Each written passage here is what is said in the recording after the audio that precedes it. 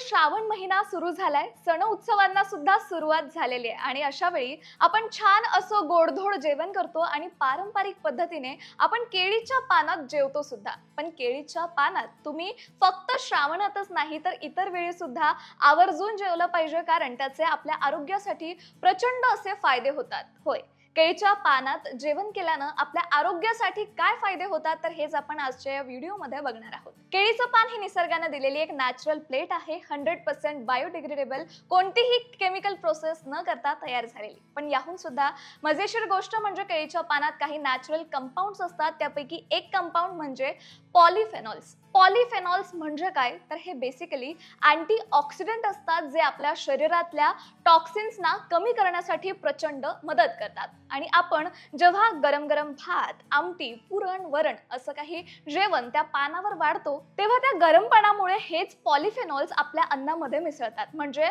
आपण जे खातोय त्यात थेट त्या पानाचे फायदे मिसळून जातात आणि ते सुद्धा नैसर्गिकरित्या। दुसरी गोष्ट म्हणजे केळीचं पान हे अँटीबॅक्टेरियल असतं। हल्ली आपण सतत ना हायजीन कडे जास्त लक्ष देत असतो, अशा वेळी केळीच्या पानावर जेवण म्हणजे एकदम स्वच्छ आणि सुरक्षित असा ऑप्शन बनलाय। तुम्ही डिशवॉशर मध्ये भांडी स्वच्छ करा किंवा स्वतःच्या हाताने साबणाच्या मदतीने भांडी स्वच्छ करा, हे केमिकल्स तुमच्या भांड्यावर तसेच राहतात। अशा वेळी केळीचं पान हा एक नैसर्गिक आणि स्वच्छ असा पर्याय ठरतो। यावर वाढलेलं जेवण हे सुरक्षित राहतं, कारण पानावर बॅक्टेरिया हे अजिबात थांबत नाही। त्यामुळे तुमचं जेवण नुसतं स्वादिष्टच राहत नाही तर स्वच्छ आणि सुरक्षित सुद्धा बनतं। याशिवाय जेवणाची चव सुद्धा वाढते, कारण केळीच्या पानावर एक प्रकारची वॅक्स कोटिंग असते, ज्यामध्ये एक विशिष्ट प्रकारची चव असते।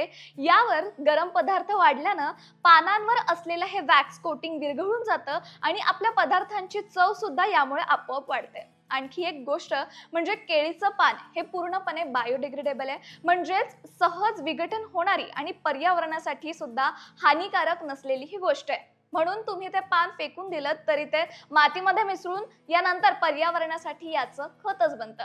म्हणजेच तुम्ही जेवताना तुम्ही तुमचं फक्त आरोग्याचंच भलं करत नाही तर पर्यावरणाचं सुद्धा भलं करत असतात। केळीच्या पानावर जेवल्यानं तुमच्या पोटाचे बरेचसे आजार हे बरे होतात। ताप, सर्दी, अशक्तपणा, जुलाब या त्रासातून तुम्हाला आराम मिळतो, कारण अशा प्रकारे जेवण केल्यानं रोगप्रतिकारक शक्ती ही अधिक मजबूत होते आणि अधिक प्रकारे वाढू लागते। केळीच्या पानात नैसर्गिक अँटीबॅक्टेरियल गुणधर्म असतात, यामुळे डाग, खाज, पुरळ किंवा फोड यासारख्या त्वचेच्या समस्यांवर सुद्धा तुम्हाला बऱ्यापैकी आराम मिळतो।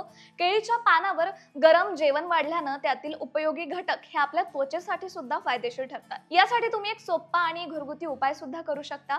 केळीच्या पानावर थोडंसं खोबरेल तेल टाकून ते पान त्वचेला गुंडाळा। काही वेळानं तुमच्या त्वचेला यामुळे थंडावा मिळतो आणि सुगंधी आणि थेरप्युटिक गुणांमुळे त्वचारोग बरे होऊ लागतात। याशिवाय पुरळ, खाज, लालसर असे चट्टे, त्वचेची जळजळ अशा सर्व समस्यांमध्ये हे पान गुंडाळणं तुमच्यासाठी उपयोगी ठरू शकतं। फुफ्फुसांचे विकार आणि आवाजाचा त्रास यावर सुद्धा तुम्हाला याचा फायदा होऊ शकतो। तुम्ही काय करा, पूर्णपणे सुकलेलं केळीचं पान घेऊन त्याचा चुरा तयार करा आणि थोडासा चुरा गरम चहात टाका आणि ते प्या।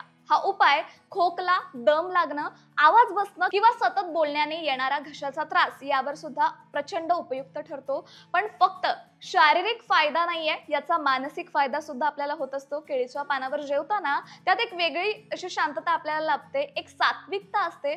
जेव्हा आपण अन्नासोबत निसर्गाच्या या घटकांशी जोडले जातो, तेव्हा जेवणामुळे आपलं फक्त पोटच भरत नाही तर मानसिक पोषण सुद्धा आपल्याला मिळत असतं। तर मंडळी, पुढच्या वेळी जेव्हा घरात एखादा सण समारंभ असेल, जेवणाच्या वेळी हे पान नक्की वापरा। किमान एकदा तरी पारंपरिक केळीच्या पानात तुम्ही जेवून बघा आणि हो, हे सगळे फायदे तुमच्या मित्रमैत्रिणींना, कुटुंबातल्या सगळ्यांना सांगायला विसरू नका। आणि तुम्ही सुद्धा केळीच्या पानात जेवता का हे आम्हाला कमेंटमध्ये नक्की कळवा। आणि अशाच इंटरेस्टिंग गोष्टी जाणून घेण्यासाठी लोकमत सखीला फॉलो आणि सबस्क्राइब करायला मात्र विसरू नका।